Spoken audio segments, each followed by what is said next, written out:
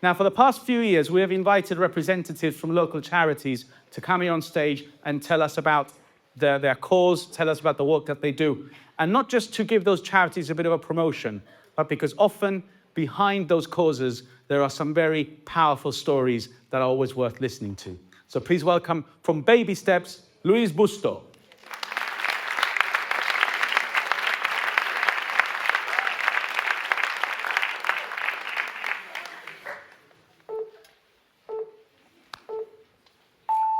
Good afternoon, everybody. So before I begin, I want you to sit with these sentences. I'm a mother of 3, 2 I hold in my arms, 1 I hold in my heart. If that made you pause, it's because that sentence or those sentences carries a story nobody ever expects to tell. I didn't choose this pain, but I did choose what to do with it. And that is a choice. I am standing here today to deliver a talk on my turning pain into purpose. Let's turn back the clock 19 years. And at 23, my journey into motherhood didn't begin in a delivery room. I stepped into something far less expected, step-parenthood. And I say that proudly because I didn't just enter that role, I stepped up to it. And not because it was easy, but because it mattered. Long before I ever gave birth to my sons, my stepson Evan, who's in the auditorium today, taught me what it truly means to be a mother. He taught me he taught me patience, when it's tested, to love without conditions and responsibility, because even when it was easy to walk away, I stood by it. And in many ways, that experience with him became my training ground, and it prepared me for everything that came next. As cliche as it may sound, I have always been deeply maternal. And becoming a mum wasn't just something I wished for, it was my biggest dream. But what I didn't know was that I would begin that journey far earlier than expected, and not by walking into motherhood, but by being thrown into it. There's a deep irony in that. The thing I wanted more than anything in life was the very thing that reshaped me, challenged me, and ultimately changed the course of my life. What might surprise you is this, though. I used to be very quiet. I used to be the shy girl in school who never asked any questions, who never put their hands up, who was always told by the teachers I had to speak up more and voice my opinions. Those of you who know me now know that that description no longer fits. Because this story didn't change my life, it changed me. It gave me a voice I didn't know I had. It gave me courage I didn't ask for. And it pushed me into spaces I never imagined I'd be in, this stage being one of them.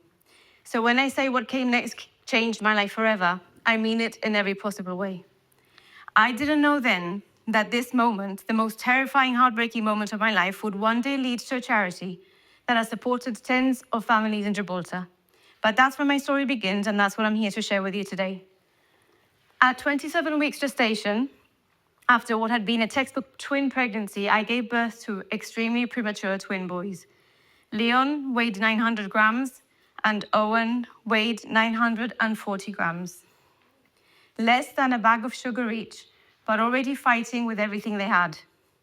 There are many details about their birth, what led to it, what happened and why, and I shared those in my Born on the Rock Gibraltar birth stories with Lucinda. So I'm not going to go into those details today, but I will tell you one thing. A lot could have been avoided, and both my babies could have been here today. From the moment they were born, their lives depended entirely on machines and the extraordinary professionals caring for them in Malaga, Spain. Normally, when people imagine childbirth, and I'm sure many of you here today can relate, you imagine joy, photos, families, balloons, visitors, especially como somos los anitos. But premature birth looks very different. It looks a lot more like incubators instead of cribs, machines breathing for your tubes, having nightmares from all those beeping noises in hospital, fear replacing excitement, and having to learn medical terminology faster than you ever imagined. My husband and I were faced with a very bittersweet situation. Whilst Leon was doing well, Owen wasn't. And for 17 days, we lived suspended between hope and dread. We counted hours instead of days. We celebrated the smallest victories, 100 grams gained by one of the twins, a tube tolerated, a breath held, all whilst bracing ourselves for the next blow. Those are boys. They struggled to feed, to breathe, to do anything which newborns would do instinctively. And then Owen's tiny body took a turn for the worse, and his left lung ruptured. For 20 minutes, a medical team fought to bring him back. 20 minutes of resuscitation on a body that did not weigh more than a bag of sugar. And they did save his life initially, but the cost was devastating, a grade 4 brain bleed. At the very same time as Owen was being resuscitated, Leon's right lung ruptured, almost like a mirror image between both boys. But because the team was already there, because Owen had sounded the alarm, Leon received immediate treatment, despite a grade 1 brain bleed. I like to think that in those moments, Owen saved his twin brother from a far worse fate. And woven through all of this was my own silent struggle, becoming a first-time parent in a place where love felt enormous, but usefulness felt impossibly small. I wanted to comfort them, to fix things, to do something. But the wires, the incubators, the machines, even the doctors created a space I could not cross. I'd like you to imagine this. For me, it felt a lot like standing on the shore during a storm, watching the people you love the most being dragged out to the sea. Your heart is screaming, you want to reach out, you want to do something, but your body remains frozen on land. I was their mother, yes, but I was completely powerless. I was present, of course, but I was unable to protect them. I loved them fiercely, but I felt utterly useless. Then, on the 19th of September 2010, that fragile space between hope and fear collapsed. And sadly, after a 17-day battle, Owen passed away. In that moment, my world didn't just break. It split into a before and after that could never be stitched back together again. And I found myself grieving one son while desperately trying to stay strong for the other. Leon, who's up there somewhere today, I can't see him, he needed ongoing care in Malaga, so we spent 4 months over there away from home. My husband, our parents, our extended family and close friends supported us in every way they could. But the truth is this: love is not enough always. Love could not fix what had happened to me. Love could not make decisions for me. Love could not mend my broken heart. Yet in the middle of that turmoil, in the act of simply staying afloat, something unexpected was happening inside me. I discovered something solid. A new strength of mind I didn't know I possessed. A resolve that kept me putting one foot in front of the other, even when my heart was breaking. Even as I was drowning, my thoughts began to turn outwards. And I kept thinking, if I felt this lost, if I felt this alone, how must other parents be surviving this? I was lucky enough to cross paths with Kate, who I'm sure is also here today. And what a gift to have someone understand, someone who didn't need explanations, someone who had walked her own storm before and who knew exactly what I was going through. She knew that I was not alone, and I knew I was not alone because I had her. And that's when it hit us. That kind of support didn't formally exist in Gibraltar at the time. Back home, I was still navigating a premature baby with very complex needs, the absence of Owen, and a deep awareness that support in Gibraltar was at the time very limited. Like many, I could have closed down, and I could have focused only on surviving, because what else could I do? But instead, I caught myself thinking time and time again that no other parent should have to feel this alone. And that simple thought became the foundation of Baby Steps. Because it wasn't just me asking that question. Kate, as well as other fellow warrior mums who had also walked through their own storms, were asking it too. And together, we decided to do something about it, and not because we had all the answers, but because we knew exactly what Gibraltar was missing. Baby Steps wasn't created in a boardroom. Baby Steps was not born out of a 5-year plan or any funding. It was born from lived experience, honest experiences, and it exists because we learned in the hardest possible way that information shouldn't be a luxury. Support shouldn't depend on luck or who you know in Gibraltar. And no parents should have to research for help and find that help in the middle of a crisis when we're already breaking. I want you to imagine a few things for a moment. Imagine, and some of you will be able to relate with me today. Imagine becoming a parent and quietly wondering whether your baby will survive the night, whether you're in hospital or home. Imagine years, months of trying for a baby, the tests, the appointments, the quiet heartbreak that comes every time someone says, tranquila, que todo viene a su tiempo.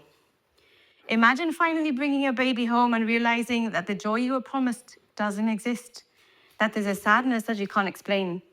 And imagine being a father in all of this. Fathers tend to be very much forgotten and left in the background. They're also trying to stay strong, trying to support your partner, your family, grieving and worrying. Baby loss won't mend itself because someone has said, eres joven, ya puede mandar por otro. Prematurity won't end the moment you step out of the hospital and somebody comments on your newborn and says, ay, mira lo bien que mira el niño ya. Ya está, ya pasó todo, as if nothing had happened. Fertility struggles don't disappear when the test is negative. And I know from those who've experienced this, it doesn't help to have those around you tell you to take it easy. It will come with time. And postnatal depression won't vanish just because you're meant to be happy. These are the moments baby steps has always existed for. Sorry, that's the father I was referring to before. So when we began, these conversations didn't happen in public. Miscarriage, stillbirth, loss, fertility struggles. For years, we ran support groups, safe spaces for open conversations. There were no fees, no judgment, just care. We've supported families in crisis, donated baby items and resources. We've organized charity events. We've worked closely with other charities. We have invested in training and contributed to Tommy's UK and the National Centre for Miscarriage Research. We've donated a cold cot to the maternity ward, amongst other things, to the GHA, as well as remembrance items, because when a baby dies, every minute matters.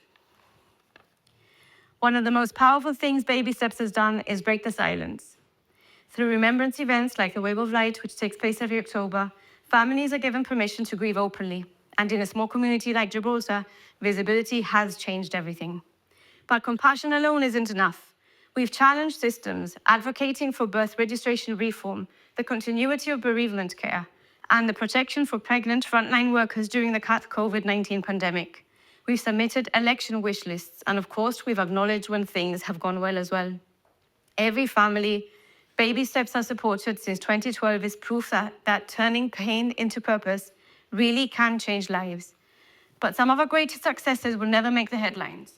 These are moments, small human moments, that happen when someone needs support the most.